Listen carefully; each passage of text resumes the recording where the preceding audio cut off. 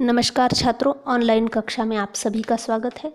हमने पहले निर्वासित कहानी देखी। अब जो दूसरी कहानी है शेखर जोशी की कोशिका घटवार, यह देखने वाले हैं।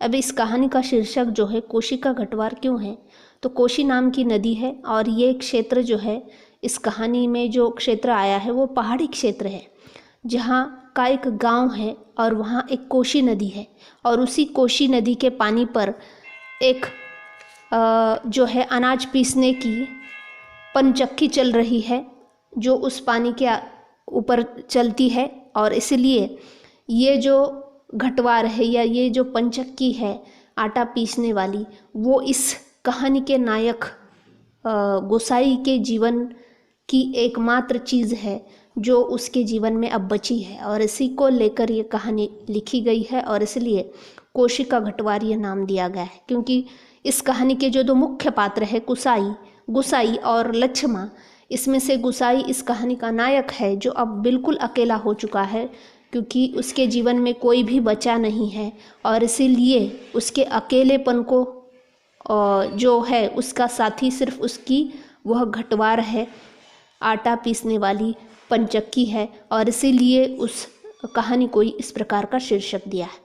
अब ये गुसाई अकेला क्यों है, उसके जीवन के अकेलेपन के दुख दर्द को इस कहानी में इस प्रकार से चित्रित किया गया है।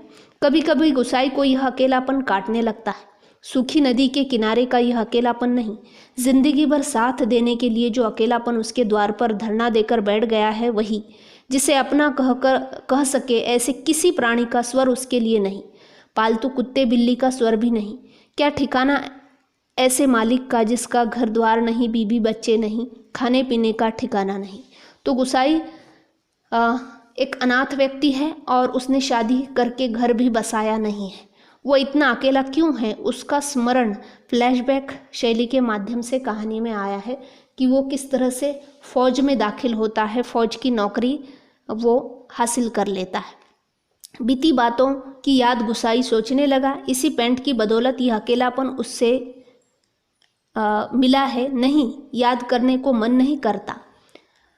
बहुत पुरानी बातें वह भूल गया है, पर हवालदार साहब की पैंट की बात उसे नहीं भूलती। ऐसी ही फौजी पैंट पहनकर हवालदार धर्मसिंह आया था, लॉन्ड्री की धुली नौकरदार क्रीज वाली पैंट। वैसी ही पैंट पहनने की महत्वाकांक्षा लेकर गुसाई फौज में गया था।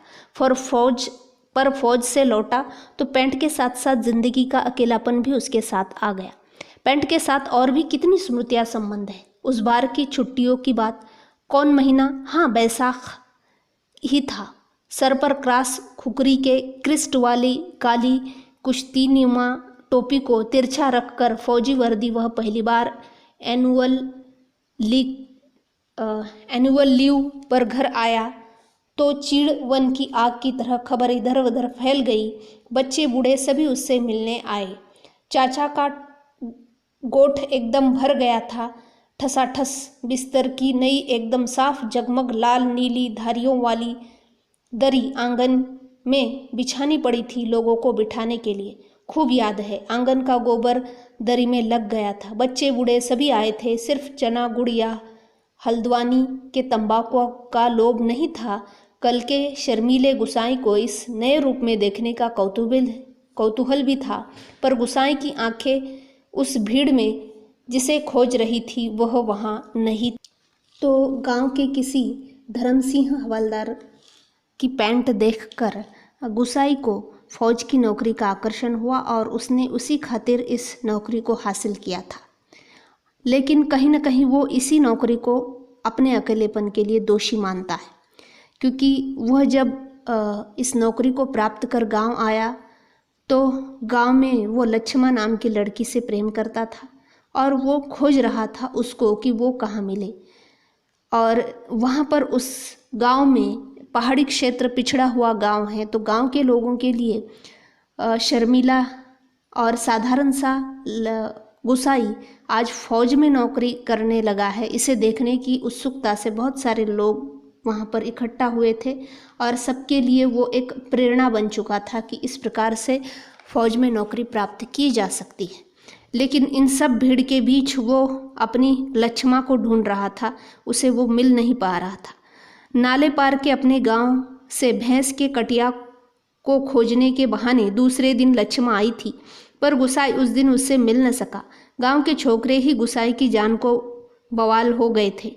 बूढ़े नरसिंह प्रधान उन दिनों ठीक ही कहते थे। आजकल गुसाई को देखकर शोभनिया का लड़का भी अपनी फटी घेर की टोपी को तिरछा पहनने लग गया है। मतलब किस प्रकार से वहाँ पर उसने अपनी नौकरी के कारण लोगों को प्रभावित किया था और लड़के अब उसकी तरह फौज में दाखिल होना चाहते थे। अब वो लक्ष्मा से प्रेम करता है, उसे प्राप्त करना चाहता है, लेकिन ऐसी क्या घटना होती है जो इसी नौकरी के कारण उसे लक्ष्मा नहीं मिलती है और वो लक्ष्मा से हमेशा हमेशा के लिए दूर होता है। पुरानी बात क्या कहा था गुसाई ने, याद नहीं पड़ता। तेरे लिए मखमल की कुर्ती ला दूंगा मेरी सुआ, यह कुछ ऐसा ही। पर लक्ष्मा को मखमल की कुर्ती किसने पहनाई होगी? पहाड़ी पार के रमुआ ने, जो तूरी निशान लेकर उसे ब्याहने आया था, जिसने आगे पीछे भाई बहन नहीं, माई बाप नहीं, परदेश में बंदूक की नोक पर जान रखने वाले को छोकरी कैसे दे दे हम? लक्ष्मा के बाप ने कहा था।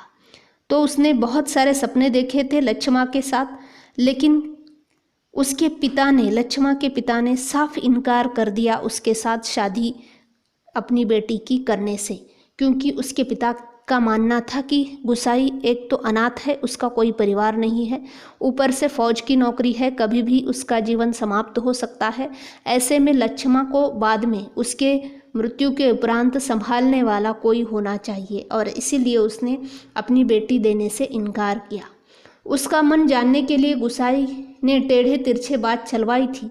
उसी साल मुंगसिर की एक ठंडी उदास शाम को गुसाई की यूनिट के सिपाही किशन सिंह ने क्वार्टर मास्टर स्टोर के सामने खड़े खड़े उससे कहा था, हमारे गांव के राम सिंह ने जिद की तभी छुट्टियां बढ़ानी पड़ी। इस साल उसकी शादी थी। खूब अच्छी औरत मिली है यार, शक्ल सूरत भी खूब है, बड़ी हंसमुख है, तुमने तो देखा ही होगा, तुम्हारे गांव के नज़दीक की ही है, लक्ष्मा कुछ ऐसा ही नाम है। और तब उसे उसके ही पलटन के किसी किशन सिंह सिपाही से यह खबर मिलती है कि लक्ष्मा की जो है शादी उसके पिता ने राम सिंह नाम के किसी पलटन के ही अफसर से या फौजी से कर दी गई है। और ये दुख वो सह नहीं पाता है। गुसाई को याद नहीं पड़ता कौन सा बहाना बनाकर वह किशन सिंह के पास चला गया था। रम डे था उस दिन। हमेशा आधा पैग लगाने वाला गुसाई उस दिन पेशी करवाई थी मलेरिया प्रिकॉशन न करने के अपराध में। सोचते सोचते गुसाई बुदबुदाया, साला एडुकेटेंट। गुसाई सोचने लगा उस साल छुट्टियों में घर से विदा होने के से एक दिन पहले वो मौका निकालकर लक्ष्मा से मिला था और उसे अब स्मरण होता है कि वो जब छुट्टियां समाप्त होकर अपनी ड्यूटी पर जा रहा था उससे पहले उसने विदा होते समय लक्ष्मा से मिला था और उसने लक्ष्मा से ये जो है कहा था कि वो जैसा कहेगा वैसी ही लक्ष्मा करेगी। और लक्ष्मा ने भी पहाड़ी देवता गंगानाथ जी की कसम लेकर कहा था कि जैसा तुम कहोगे मैं वैसा ही करूँगी। आंखों में आंसू भरकर लक्ष्मा ने कहा था। वर्षों से वह सोचता आया कभी लक्ष्मा से भेंट होगी तो वह अवश्य कहेगा कि वह गंगानाथ का जागर लगाकर प्रायश्चित जरूर कर ले। देवताओं की झूठी कस्में खाकर उन्हें नाराज करने से क्या लाभ। जिस पर भी गंगानाथ का कोप हुआ वह कभी फल फूल नहीं पाया। पर लक्ष्मा से कब भेंट होगी यह वह नहीं जानता। अब देखिए कि उसने उससे कसम का जो है दिलवाई थी गंगानाथ जू नाम के किसी पहाड़ी देवता की, और उसे डर था कि उस देवता का कोप अब लक्ष्मा पर ना हो, क्योंकि ये जो है इस प्रकार की श्रद्धाएं इन पहाड़ी क्षेत्रों में होती है। वो देवी देवताओं पर बहुत अधिक श्रद्धा रखते हैं और उसी एक अंधश्रद्धा का रूप इसमें चित्रित हुआ है। मतलब एक तरह से पहाड़ी जीवन चित्रित करना भी, ग्रामीण पहाड़ी जीवन चित्रित करना भी कहानीकार का उद्देश्य है। और कहीं ना कहीं उसका लक्ष्मा के प्रति चिंता और प्रेम को भी चित्रित किया गया है कि वो इसलिए चिंतित है कि लक्ष्मा को इसका कोई नुकसान न पहुंचे, और इसलिए क्योंकि लक्ष्मा वो नहीं कर पाई थी, लक्ष्मा जो है उस कसम को पूरा नहीं कर पाई और उसको शादी करनी पड़ी थी, और इसलिए वो अब सोच रहा था कि जैसे तैसे उस तक पहुंचूं और उसे ये कह दूं कि तुम वो कसम जो है तुम्हारी ड्यूटी साबित हुई, इसलिए तुम क्या करो कि भगवान की किसी तरह से पूजा रख कर माफ़ी मांग लो। और इस तरह से वह जो है हमेशा हमेशा के लिए लक्ष्मा से वह दूर हो गया।